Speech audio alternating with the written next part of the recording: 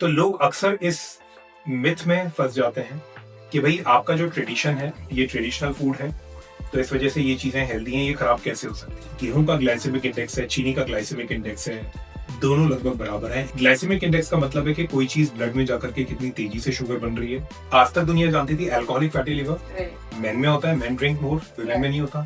लेकिन आज के टाइम पे मेन को टक्कर दे रहे हैं वुमेन और बच्चे फैटी लिवर में। अगर हम बच्चे तो एक पॉइंट को फिर भी प्रोटीन सोर्सेज उनके बारे में सोच लेते हैं, बट एल्डरली को, पेरेंट्स को, ग्रैंड पेरेंट्स को कन्विंस करना is even more difficult. Diabetes कभी ठीक नहीं हो सकती, लाइफ टाइम दवाइयां खानी पड़ेंगी। ये एक ऐसी प्रॉब्लम है जो कि आपके साथ ही जाएगी। Typical answer, and this answer is from all premium institutions. Do give it a thought, do not only listen and share and stop there. उसे अपनी लाइफस्टाइल में प्लीज इम्प्लीमेंट जरूर करना।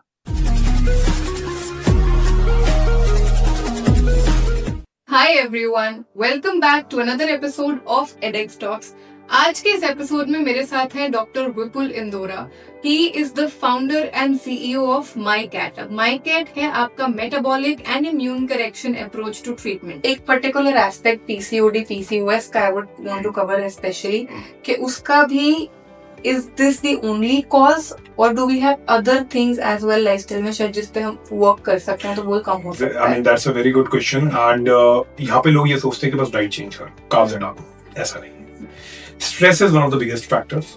जब भी स्ट्रेस में रहेंगे, और आजकल young generation because they are too much driven by the fake world, क्योंकि मैं इंस्टाग्राम फेसबुक थोड़ा सा फेक वर्ल्ड बोलता हूँ बिकॉज वहाँ पे people pose a very different picture of what they actually are. Right. तो दूसरे लोग सोच के होते थे मैं ऐसा क्यों नहीं हूँ।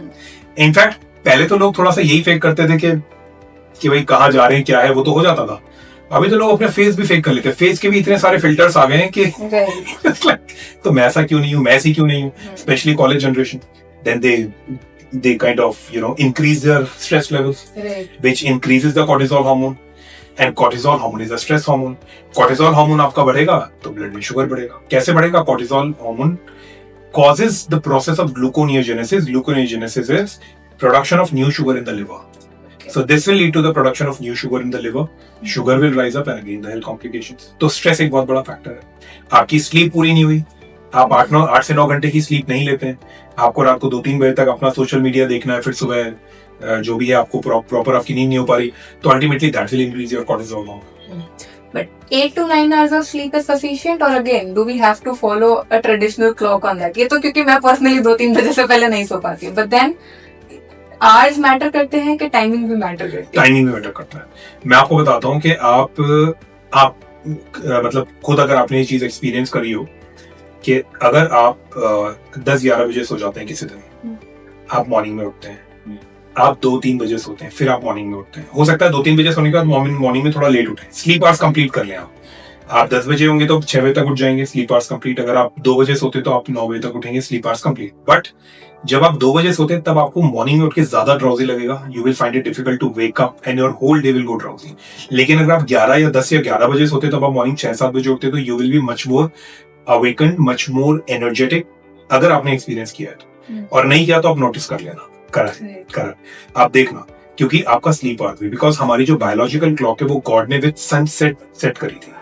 इस वजह से हम तो 10-11 बहुत लेट हो जाते हैं। आज भी गांव में लोग 7 बजे डिनर करके और 8-8:30 बजे बिस्तरों में होते हैं, क्योंकि वो सेट उनकी वो उसी क्लॉक में है। क्योंकि उनके पास अब तो खैर जियो ने हर जगह यूट्यूब का एक्सेस पहुंचा दिया और सारा इंस्टा फेसबुक का, लेकिन आज भी जो ट्रेडिशनल लोग गांव में रहते हैं और जहाँ पे इतना नेटवर्क की प्रॉब्लम है, वहाँ पे सनसेट के बाद में लोगों के पास कुछ नहीं है, they have to sleep. All life goes like, कोई शॉप्स ओपन नहीं होती है, यहाँ तो नाइट लाइफ चलती है। तो अल्टीमेटली क्या है कि आपका जो सही टाइम है वो वही है।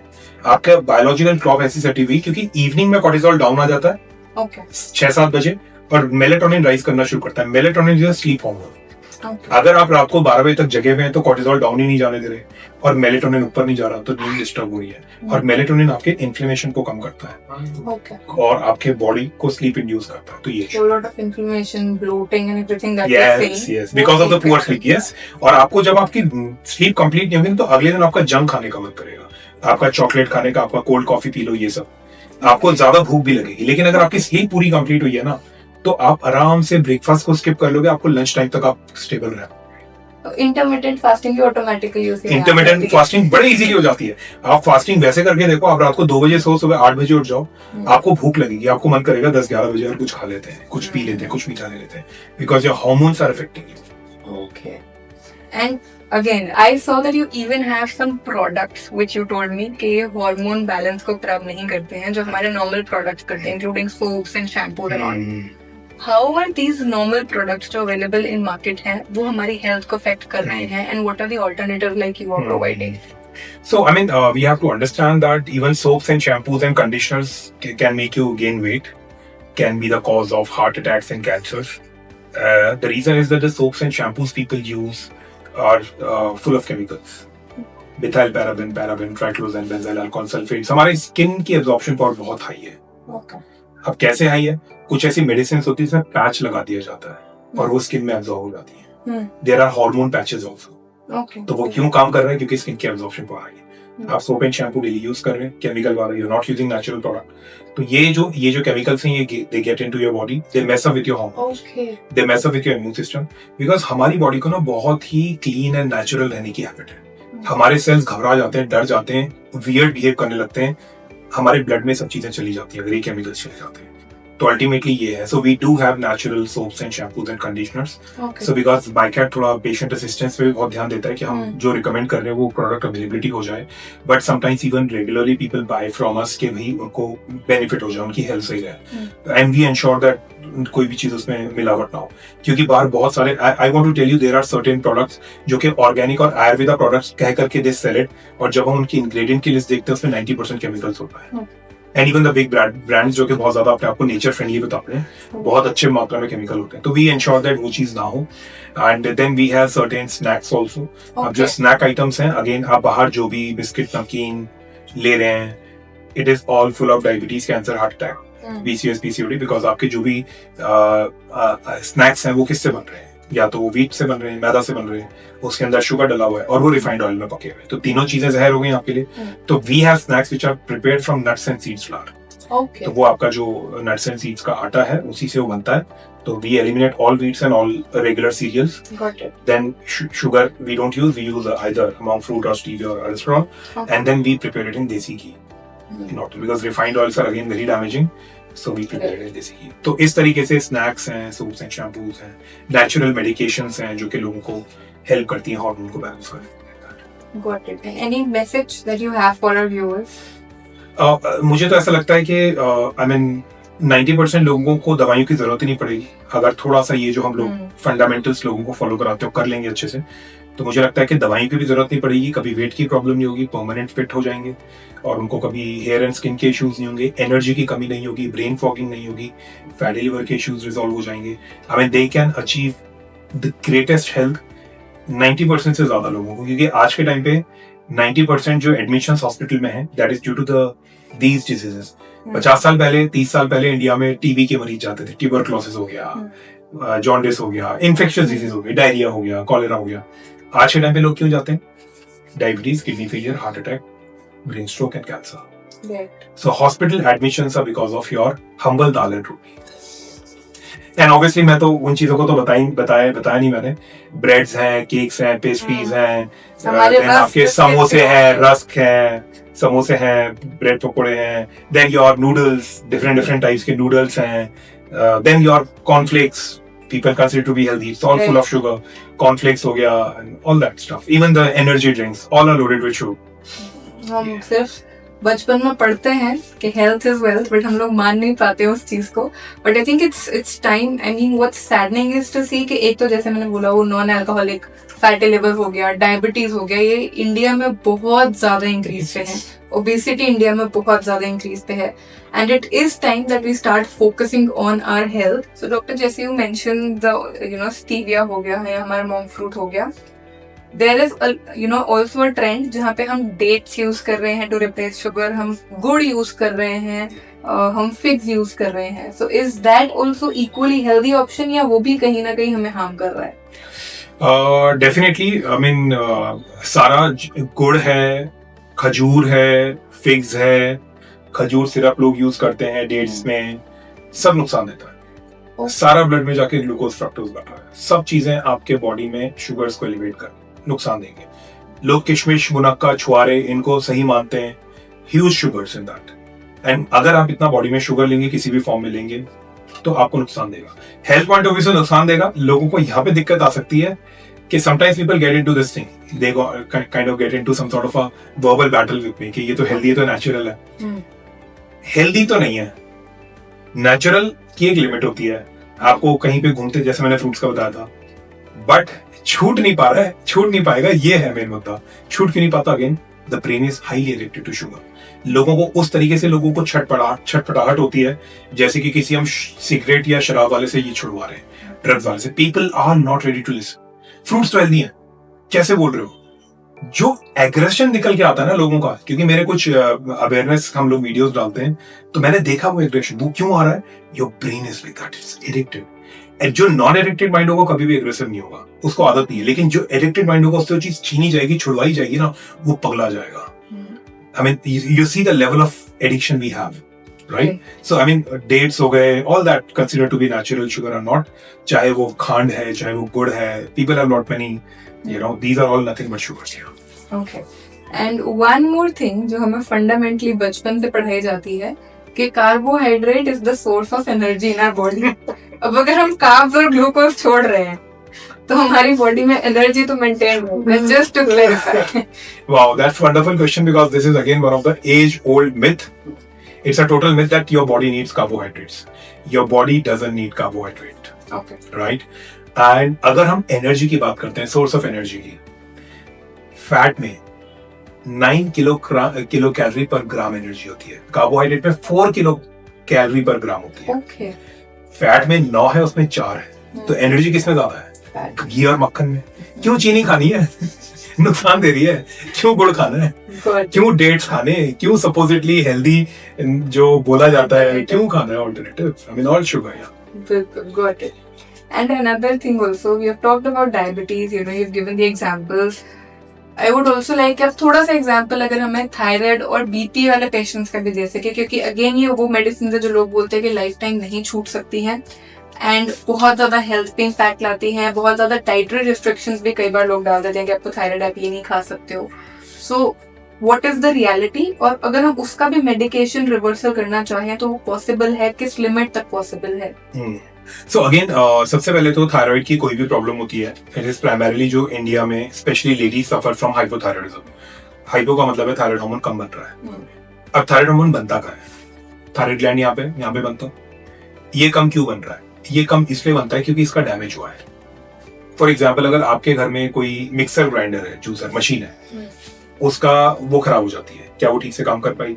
उसकी एक ब्लेड टूट जाती है, ठीक से नहीं काम फंक्शनिंग, तो ये डैमेज हो गया। ये डैमेज हो गया तो थायराइड हार्मोन कम बन रहा है। अब ये डैमेज क्यों हुआ? Again due to wrong food and lifestyle. आपका जितना ज्यादा शुगर एलिवेट होगा उतना ज्यादा आपका इंसुलिन बढ़ेगा, उतना ज्यादा immune system out of balance जाएगा। इम्यून सिस्टम आपके थायराइड ग्लैंड को डैमेज करेगा। आपका अपना ही इम्यून सिस्टम आपके ग्लैंड को डैमेज कर रहा है। तो अगेन शुगर्स, अगेन गेहूं में ग्लूटेन है, अगेन आपके दालों में लेक्टेन्स है, ग्लूटेन फैमिली के प्रोटीन्स हैं, तो ये सब आपके इम्यून सिस्टम को चेकअप कर देते हैं। Immune system starts attacking your thyroid gland. There are certain toxins, जैसे फॉर एग्जांपल लोगों को स्विमिंग की हैबिट है, लोग स्विमिंग हेल्दी समझते हैं, स्विमिंग इज हेल्दी, बट आप जहां पे जा रहे हो उसमें क्लोरीन कंटेंट कितना ज्यादा है, वो क्लोरीन आपके स्किन से अंदर जाएगा, वो आयोडीन से कम्पीट करेगा, आयोडीन नहीं जा पाएगा तो थायराइड हार्मोन कम बनने लगेगा। क्लोरीन डैमेज भी करता है thyroid gland. There are multiple factors. There are your diet, your sugary intake, your toxins can mess up with your thyroid. And it is also said that thyroid genetically भी आपका risk पे होता है। देखो ये सब बीमारियां ना, जैसे कि डायबिटीज मेरे पेरेंट्स को थी, थायराइड मेरे पेरेंट्स को था, ये जेनेटिक कॉजेशन नहीं है, प्रीडिस्पोजिशन है। आपको चांसेस हैं, अगर पेरेंट्स को था तो चांसेस है कि ये जीन एक्टिवेट हो जाएगी। लेकिन अगर आप डाइट लाइफस्टाइल को मेंटेन करके रखोगे, टॉक्सिन से दूर रहोगे, तो ये जीन्स एक्टिवेट नहीं होंगी, या ये वापस ऑफ हो जाएंगी, ऑन होगी तो ऑफ हो जाएंगी, आप ठीक हो जाओगे, है ना। फिर इसमें ये हो जाता है कि मेडिसिन, तो वो डिपेंड करता है। अगर आपका थायराइड इतना डैमेज हो चुका है, मैं एक एग्जांपल बताऊंगा आपको, I mean nothing data in that example, कि सपोज आपका 30% तक थायराइड डैमेज हुआ, तो वो पूरा रिवर्स हो जाएगा, आपकी दवाइयां स्टॉप हो जाएंगी। बट मान लो अगर 70% थायराइड ग्लैंड डैमेज हो गया, क्योंकि डैमेज बहुत सालों से चल रहा है, 70% डैमेज हो गया, 70% में हम कोशिश करते हैं कितनी हीलिंग आ जाए, अगर 50% तक हीलिंग आ जाती है तो आपकी दवाई की डोज कम हो गई, फॉर एग्जाम्पल 62.5 से 50 आ गई या 50 से और कम आ गई 25। तो अल्टीमेटली हमने आपके मेडिसिन इसको कम कर दिया डोज को। अब इसमें हमें ये देखना है कि अगर ये पूरा ही हील हो जाता है तो आपकी दवाइयां पूरी छूट जाएंगी, या एटलीस्ट कम भी हो जाती है तो इट्स बेटर। क्योंकि अगर आप इसको 60% पे नहीं रोकेंगे तो 100 डैमेज हो जाएगा, 100% डैमेज में फुल डैमेज, फिर आपकी दवाइयां छूटने का चांसेस खत्म, क्योंकि अब तो पूरा ही डैमेज हो चुका है, खत्म हो चुका है। तो लाइफ टाइम आपको दवाइयों पर डिपेंड रहना पड़ेगा। थायराइड की दवाइयों के भी साइड इफेक्ट्स होते हैं, बहुत ज्यादा टाइम तक लेने से कुछ मल्टीपल इश्यूज होते हैं। Okay, same goes for BP. BP का भी वही है। बीपी का तो आपको इंसुलिन का पूरा मैंने आपको बता दिया, किडनी के लेवल पे पानी और नमक खींच के रखेगा, यूरिन से पानी और नमक कम जाएगा, पानी और नमक बॉडी में रिटेन रह जाएगा, ब्लड वॉल्यूम बढ़ेगा, ब्लड प्रेशर बढ़ जाएगा। ये जब कम होता है तो दवाइयां छूटने लग जाती हैं। ज्यादातर केसेस में बीपी की सारी दवाइयां छुड़वा देते हैं। हो सकता है 2-4-5% केसेस में कम जरूर हो जाती हैं, but our success rate is good. अगर लोग थोड़ा मेंटेन करते तो बीपी की मैक्सिमम सभी में सारी दवाइयां छूट जाती हैं। एंड वो छूटने के बाद या मेडिकेशन कम होने के बाद हम अपना लाइफस्टाइल मेंटेन करें तो देयर इज नो, क्यों आया हम वापस उस पे जाएंगे तो फिर रिस्क है कि मेडिसिन वापस। डॉक्टर साहब मेरा फैटी लिवर बिल्कुल ठीक हो गया, मैंने आपने 6 महीने मेरी शराब छुड़वा दी, ठीक है। 1 साल में डॉक्टर साहब मैं तो बिल्कुल फिट हूं, तो भागने लग गया, मेरा तो लिवर सिरोसिस में जाने वाला था, आपने तो 50 लाख का ट्रांसप्लांट बचा दिया, ठीक है जी। तो डॉक्टर साहब अब मैं दोबारा शराब लूंगा तो फिर से लिवर खराब हो जाएगा, वही हो ही जाएगा। डॉक्टर साहब क्या कभी नहीं लूंगा? मैंने कब बोला कि कभी नहीं ले पाओगे? बिल्कुल ले सकते हो, दोस्तों के साथ में कभी 15-20 दिन में एक बार समझ में आता है। डेली फिर से अल्कोहल इंटेक में आ जाओगे तो आपका पूरा हो जाएगा। तो अब आप वो इतना अच्छी फॉलो कर रहे हो लाइफस्टाइल, डेली करोगे तो फिर से प्रॉब्लम्स आना शुरू हो जाएंगी, कभी कभार तो अच्छा होता है। Got it. Another thing is, जैसे कि मैंने ऑल्टरनेटिव पूछे कि क्या खाना चाहिए, सो डेयरी इज दैट गुड, या उसको लेके भी हमारे कुछ नोशंस है? खासकर आजकल तो आ रहा है कि जी अब दूध में कैल्शियम होता ही नहीं है, या it's more harmful for you. What is the reality again? Alright, तो डेयरी एक तो क्या है कि डेयरी में ना there are various products in dairy. हम बात करते हैं दूध की, वो भी डेयरी है, दही भी डेयरी है, पनीर भी डेयरी है, मक्खन और घी भी डेयरी है। तो let's talk individually about the products. अगर हम बात करते हैं दूध की, तो दूध में अगेन कैल्शियम है, बट कैल्शियम आपको सब्जियों से भी मिल जाता है, जो लोग नॉनवेज खाते हैं उससे भी मिल जाता है। नंबर 1, दूध के अंदर दूध की अपनी ही शुगर होती है, लैक्टोज, तो वो शुगर तो बॉडी में चाहिए, तो excessive milk consumption will again increase your weight. Number 1।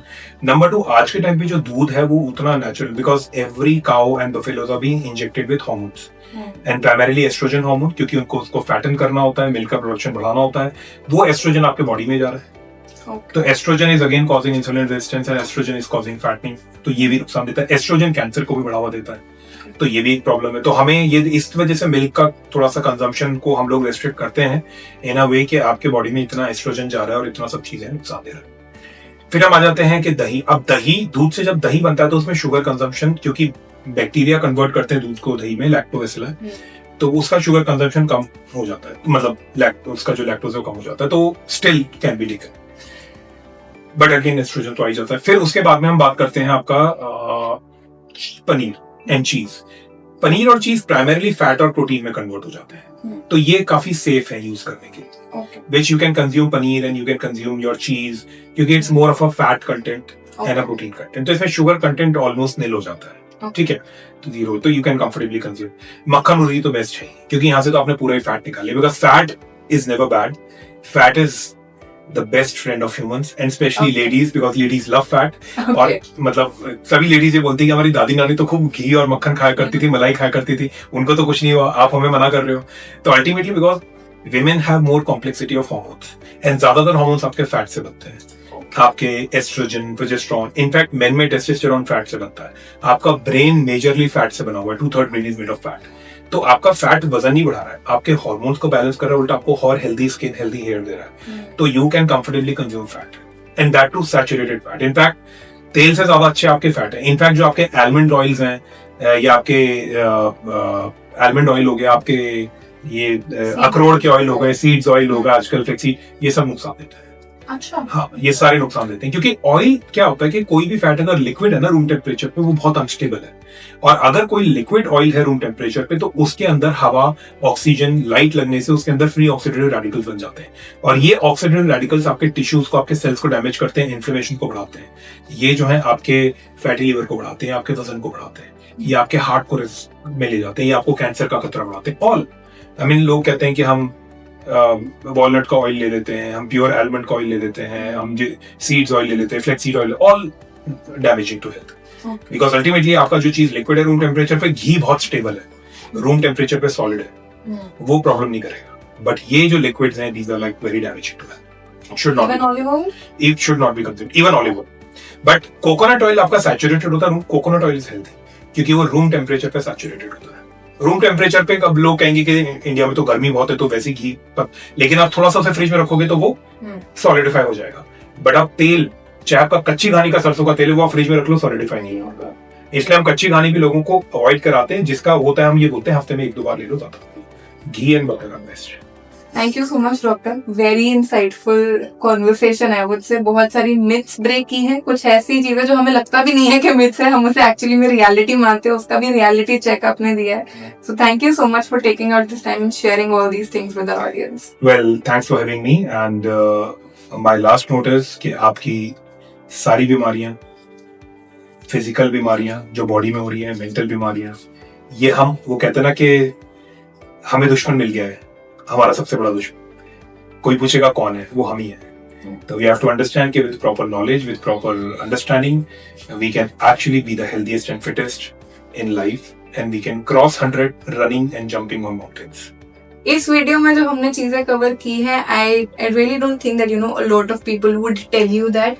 खासकर हम अगेन उसे ट्रेडिशन में कवर कर लेते हैं, जैसा कि हमने बिगिनिंग ऑफ द वीडियो में बोला कि हमारा ट्रेडिशनल डाइट है, स्टेपल फूड है, but this is the ground reality. And if you still feel, then go and do your own research. And in fact I feel put your opinions in the comments so that we can start conversations on it. Because हम बातें करेंगे, हम conversations करेंगे, तभी हम action में आ पाएंगे. We will be more aware, which we have to, and then we have to act for ourselves, for our families, and for a society as a whole to be healthy. I hope you really like this video. Make sure you're sharing it with everybody that you know, friends, family, relatives. Put your opinions in the comments. If there's any other topic जो आप चाहते हैं हम cover करें, comments में डालिए and we will make a video on that. Thank you so much for watching. Do subscribe to the channel.